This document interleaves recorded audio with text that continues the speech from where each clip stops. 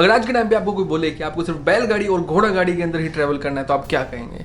या तो आपको मज़ा आने वाला है उसमें थोड़े टाइम के लिए ट्रैवल करने के लिए, लेकिन कुछ टाइम के बाद आप परेशान हो जाएंगे, या फिर आप टोटली मना कर देंगे कि मैं तो ट्रैवल नहीं करने वाला। 1897 तक सिर्फ यही हाल था, हम सिर्फ घोड़ा गाड़ी या फिर बैलगाड़ी के अंदर ट्रैवल करते थे, और वो भी वो लोग ट्रैवल कर पाते थे जो थोड़े से रिच हों, थोड़े से अमीर हों। 1897 के बाद सबसे पहली गाड़ी इंडियन रोड्स के ऊपर चलना स्टार्ट हुई थी। वो भी वही लोग अफोर्ड कर पाते थे जो राजा महाराजा हों या फिर ब्रिटिश गवर्नमेंट के एम्प्लॉय हों, लेकिन उससे नीचे कोई भी अफोर्ड नहीं कर सकता था उस गाड़ी को, क्योंकि गाड़ी को बाहर से इंपोर्ट किया जाता था। उसका मेंटेनेंस का, उसका फ्यूल चार्जेस का, मतलब एक टाइप से कोई नॉर्मल आदमी उसको अफोर्ड नहीं कर सकता था। तो 1907 के बाद रॉल्स रॉयस ने अपनी गाड़ियों को इंडिया के अंदर इंपोर्ट करना स्टार्ट किया, लेकिन वो भी वही लोग अफोर्ड कर पाते, जैसे राजा महाराजा हो गए या फिर ब्रिटिश गवर्नमेंट के लोग हो गए, वही लोग अफोर्ड कर पाते थे। उसके बाद रॉल्स रॉयस कंपनी ने बॉम्बे, दिल्ली, कलकत्ता, ये सारी जो मेन सिटीज है यहाँ पर अपना डिपो बनाना स्टार्ट किया और अपना नेटवर्क फैलाना स्टार्ट किया। 1920 तक इन सब जगहों पे रॉल्स रॉयस के डिपो खड़े हो चुके थे और जितने भी लोग जो परचेस करना चाहते थे वो वहाँ से डायरेक्टली जाके परचेस कर सकते, लेकिन वो गाड़ियाँ सिर्फ बाहर से बनकर आती थी, इंडिया के अंदर मैन्युफैक्चरिंग बिल्कुल भी नहीं होती थी।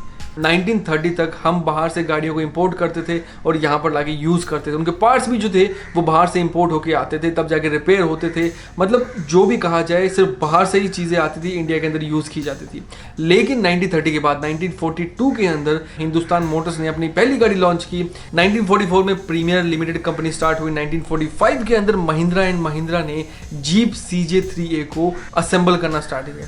तो 1947 के बाद इंडिया के पास एक दो कंपनीज थी जो इंडिया के अंदर ही गाड़ियों को मैन्युफैक्चरिंग कर रही थी और इंडिया के अंदर ही सेल कर रही थी, लेकिन अभी भी गाड़ियों को इंपोर्ट किया जाता था। तो अगर कंपेयर किया जाए तो बाहर की गाड़ियां अभी भी ज़्यादा सॉलिड थी, ज़्यादा अच्छी थी, ज़्यादा अच्छा कंफर्ट प्रोवाइड कराती थी as compare to Indian market. तो इंडियन गवर्नमेंट ने 1953 के अंदर एक बहुत बड़ा डिसीजन लिया कि बाहर की गाड़ियों को जो कम्प्लीटली बिल्ड अप यूनिट होती है उसको इंडिया के अंदर इंपोर्ट नहीं कर सकते। 1953 के बाद बहुत सारी इंडियन कंपनीज ने अपने पैर जमाना स्टार्ट किया इंडिया के अंदर और नई नई कंपनीज आई। 1954 के बाद बहुत सारी कंपनीज ने इंडिया के अंदर अपना मैन्युफैक्चरिंग हब स्टार्ट किया।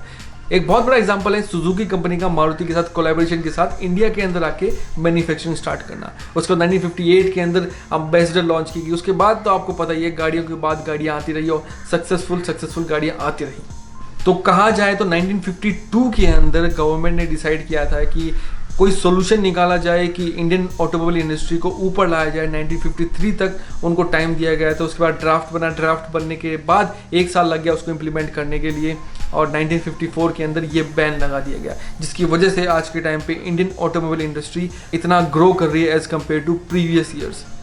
तो इसी के साथ वीडियो को खत्म करते हैं। ऐसे ही छोटी छोटी इंटरेस्टिंग वीडियो मैं आपके लाता रहूँगा। चैनल को सब्सक्राइब करें, वीडियो को लाइक करें और मिलता हूँ आपसे ऐसी किसी अगली वीडियो में। तब तक के लिए जय हिंद।